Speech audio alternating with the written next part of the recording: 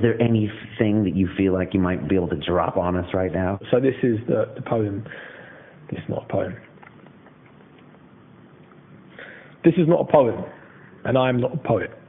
When I'm unable to find a better way of saying in 2012, 48 people in Great Britain were killed by guns and 120 women killed by the hands of their beloved partners. I am not a poet, but I can't find a more beautiful way to say that no nation in the world imprisons as many members of its population as America does. The more black men in the US are incarcerated today than what they were during the peak of South Africa's apartheid. No, I am not a poet. When I can't find clever words to illustrate the fact that before 2008, Nelson Mandela had been on America's list of most dangerous terrorists for over 60 years, that Cameron is a liar, that Cameron was a key member of the Federation of Conservative Students in '89, and I hope to hang Mandela. Forgive me, because today I am not a poet and this is not a poem. When eloquent words fail me and I can't capture the struggle of the poor through the metaphysics of language, that by the time Margaret Thatcher left office in 1990, the annual incomes of the richest 0.01% of British society had climbed to 70 times the national mean.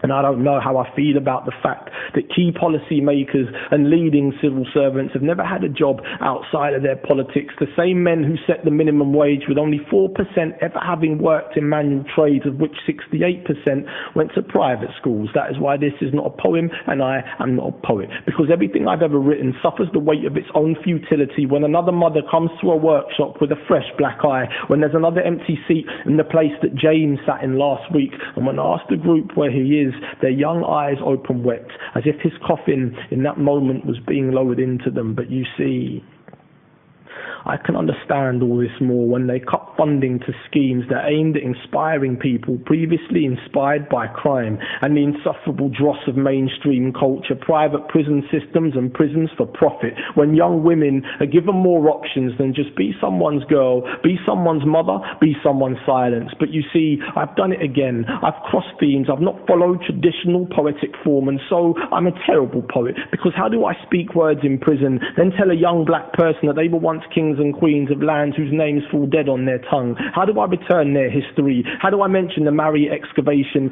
Shikanta Diop, and the skin cell sampling of 300 mummies? How do I show them pictures of skyscrapers before skyscrapers even existed? How do I do all this and then have them ask what part of the world I am from? Why don't write poetry about 1974, Elgar and Kissinger, until I tell them that I am not a poet, and nothing I can write will help dismantle this idea of race that we've become so attached to. Nothing I can write will include the importance of mitochondrial DNA and the 99.99% of us that is identical, that a BNP member most probably has more Asian and Arab in them than the mosque that they conspire to blow up, that immigration isn't a choice, that people don't come to the UK for great weather, hospitality and quality of life. How do I explain all this and still retain artistic merit? I spent days looking for a metaphor to put the Palestinian Nakba in, until I found a home that once stood beautiful and prim, and then I opened the door and saw its contents ransacked, its family massacred, and its garden on fire.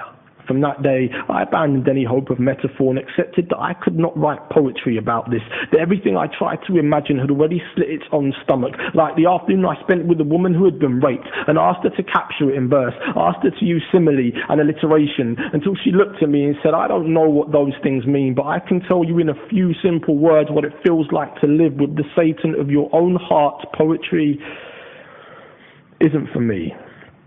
It's for people who can use words like odoriferous while putting red wine to the lips of their white skin, and applaud the technical endeavour of a poem, its wit, its ingenuity, its metre and form, not its helping, not the ambulance siren that screeches from the height of its title. That is why this is not a poem, and I am not a poet, because I cried reading Douglas Dunn, Aaron Kalaka, Borges and Neruda. I cried when I went looking for female poets and found few. I cried when asked how many black poets Penguin had ever published and was told two, when my English teacher told me that language wasn't my strength, that my anger crushed my intelligence, that I should think about going and learning a trade. And I cried then too when I spoke to a group of young men about what it was to be a man, how we inherit this cancerous culture, how we inherit misogyny, objectification and the glory of violence while silently suppressing the sensual. These